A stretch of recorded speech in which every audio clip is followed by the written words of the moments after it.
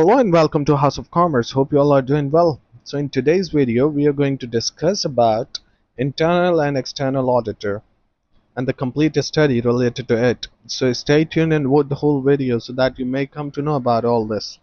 While discussing about the difference between the internal and external or statutory auditor, on number one we have appointment.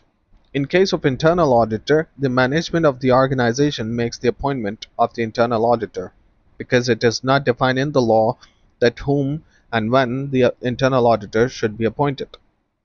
And then the external auditor. The statutory auditor is appointed by different authorities. First, statutory auditors are appointed by the shareholders in the annual general meeting.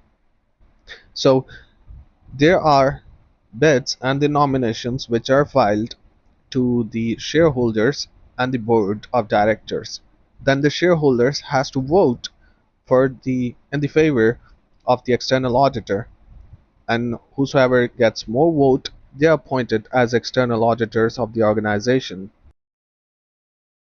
Now, the qualification of the internal and external auditor. In case of internal auditor, there are no fixed qualifications for the positions of the internal auditor.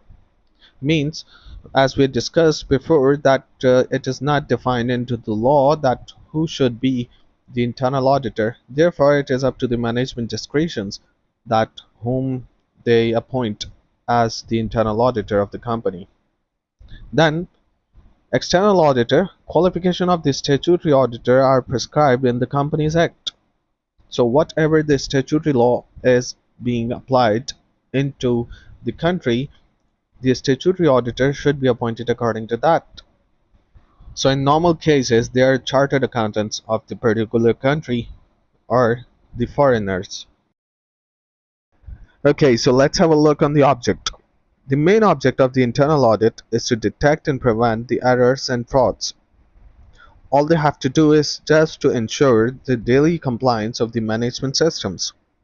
Then the main object of the statutory audit is to form an opinion on the financial statement of the organization.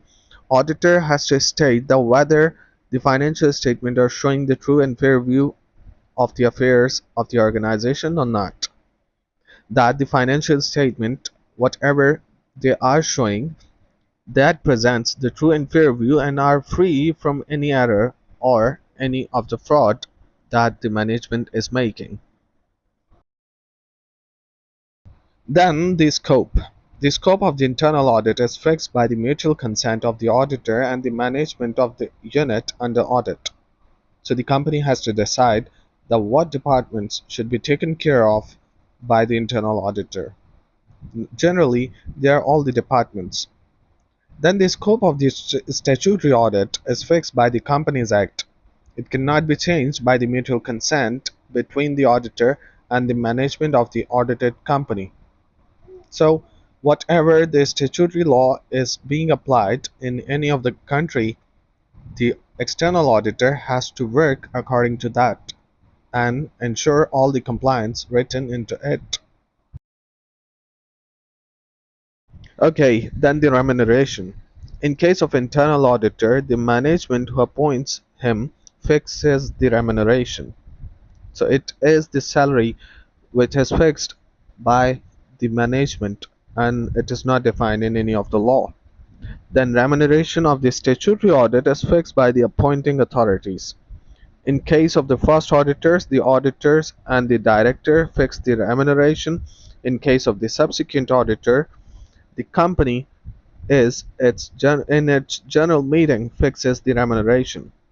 So auditor submits a bid that in which amount it shall audit the whole financial statements, and then the auditor is paid by the same amount which is priorly decided by the company and the auditor himself.